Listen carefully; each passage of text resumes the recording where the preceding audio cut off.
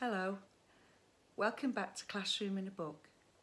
My name is Carmen Woodhope and I've been a primary school teacher for over 30 years. Today we're going to be reading and exploring The Tiger Who Came to Tea by Judith Kerr. This is my copy and it's quite dog-eared, and that's because I've read this with all 5 of my grandchildren and it's a firm favourite.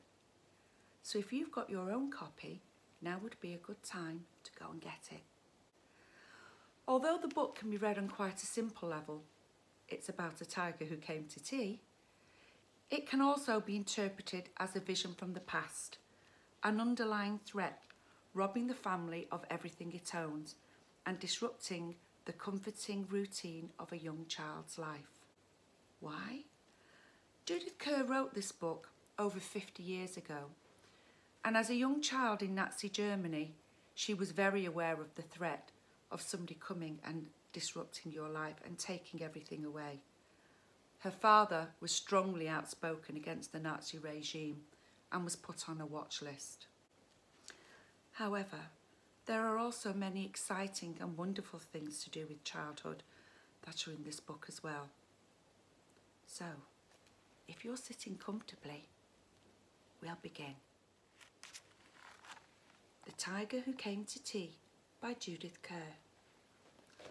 Once there was a little girl called Sophie, and she was having tea in the kitchen with her mummy when there was a ring at the door. Sophie's mummy said, "I wonder who that can be. It can't be the milkman because he came this morning. And it can't be the boy from the grocer because this isn't his day to come. And it can't be Daddy because he's got his own keys. We'd better open the door and see who it is." Sophie opened the door. And there was a big, furry, stripy tiger. The tiger said, "Excuse me, but I'm very hungry. Do you think I could have tea with you?" Sophie's mummy said, "But of course, come in." So the tiger came into the kitchen and sat down at the table. Sophie's mummy said, "Would you like a sandwich?" He didn't take just one sandwich. He took all the sandwiches on the plate and he swallowed them down in one big mouthful. Whoomp.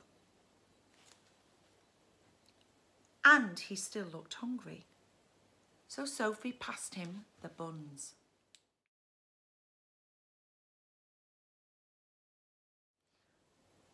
But again, the tiger didn't eat just one bun. He ate all the buns on the dish, and then he ate all the biscuits and the cake until there was nothing left to eat on the table. So Sophie's mummy said, "Would you like a drink?" And the tiger drank all the milk in the milk jug and all the tea in the teapot. And then he looked around the kitchen to see what else he could find. He ate all the supper that was cooking in the saucepans and all the food in the fridge.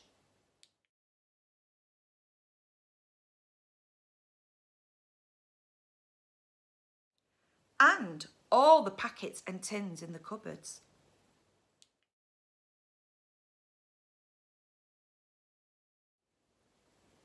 He drank all the milk and all the orange juice and all Daddy's beer and all the water in the tap.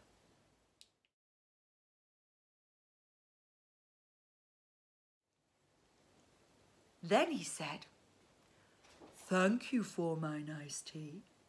I think I'd better go now." And he went.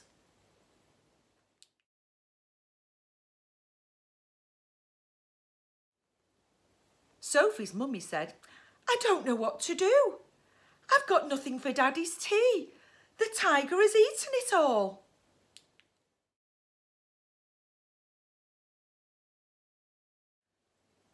And Sophie found that she couldn't have her bath because the tiger had drunk all the water in the tap.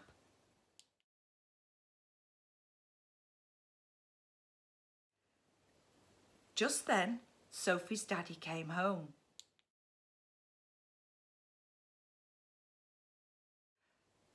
So Sophie and her mummy told him what had happened and how the tiger had eaten all the food and drunk all the drink.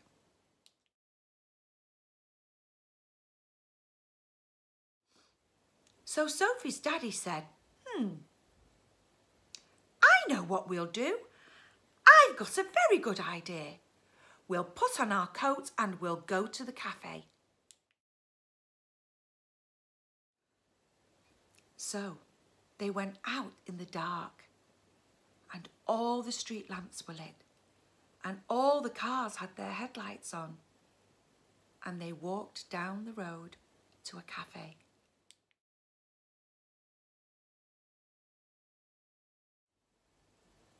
And they had a lovely supper with sausage, chips and ice cream.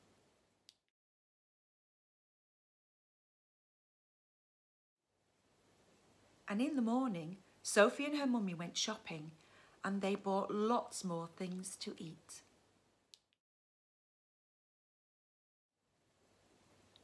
And they also bought a very big tin of tiger food in case the tiger should come to tea again.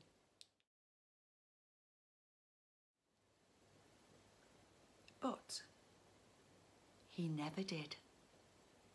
The end. A preposition tells you where an object or a person is. On the first page, we can look at Sophie and her mother and all the objects, and we can position them. These are prepositions. For example, Sophie is sitting on the chair. Mummy is pouring milk into the jug.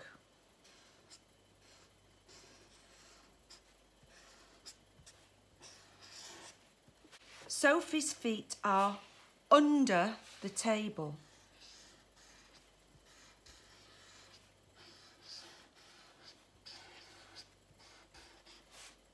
Can you go through the book and pick out the prepositions on each page? We can use the book to identify verbs. What are verbs? Verbs are doing words. So, the milkman is delivering the milk. The boy from the grocery is cycling. Cycling.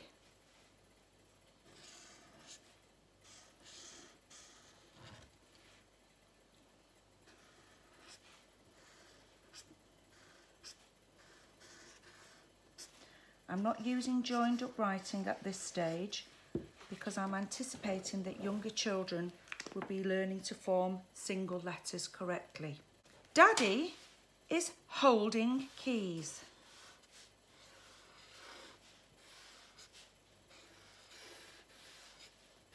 Holding.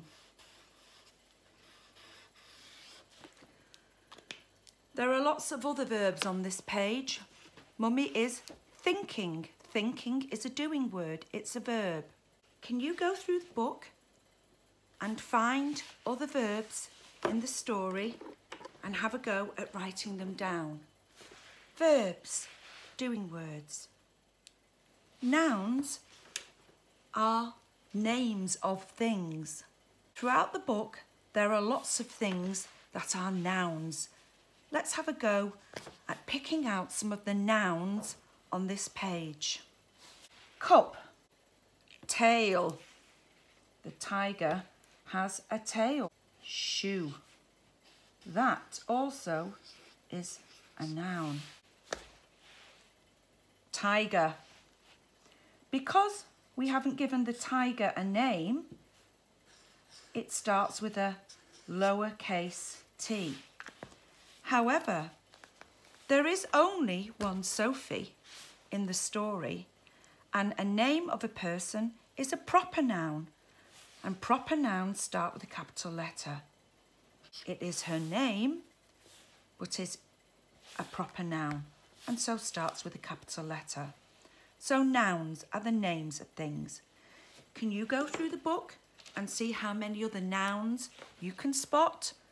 Both common nouns, which are the names of ordinary things, and proper nouns, which are the names of people, places, cities, towns, days of the week. In the story of the tiger who came to tea, the tiger took all the packets and the tins out of the cupboard. We've got lots of things in our cupboards that we can use in order to do maths.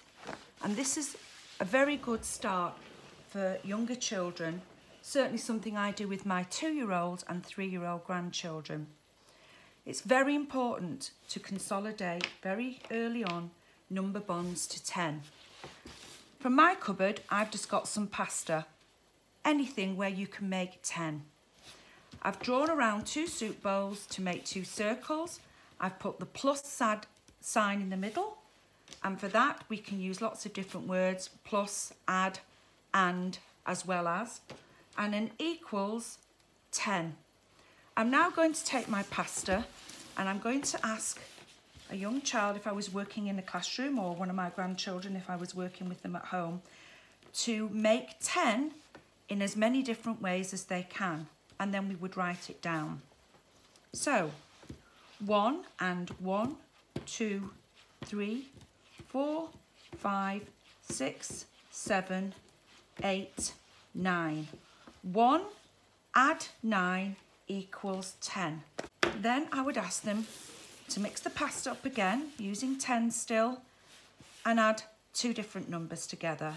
2 different numbers to 1 and 9. 2. 1, 2, add 1, 2, 3, 4, 5, 6, 7, 8. 2 add 8 equals 10. And I would carry on this activity until I got all the way back down to 9 add 1 equals 10. 10 add 0 equals 10. The Tiger Who Came to Tea offers endless possibilities for you and your child to improve reading skills, and especially speaking and listening. A really good activity to do is to put a chair in the middle of the room. Either the adult or the child sits on the chair, and they then are in the hot seat. They become the tiger. The other adults or children in the room can then ask the tiger lots of questions. You really have to think about your answers, and you really have to think about your questions, and you have to employ really good listening skills. Try it. It's a really fun and exciting activity to do.